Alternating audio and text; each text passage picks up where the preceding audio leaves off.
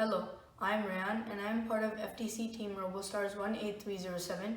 Today I'm going to show you how to build a forklift attachment which can perform linear and horizontal movement powered by a medium motor.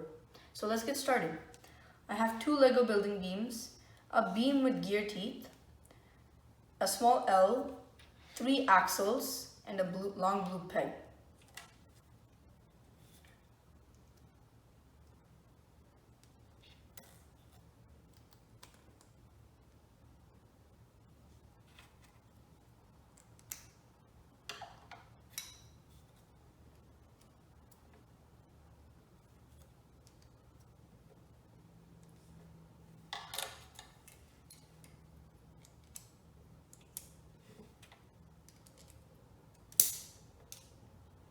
This is an example of a basic forklift attachment and can be customized to your robot's needs.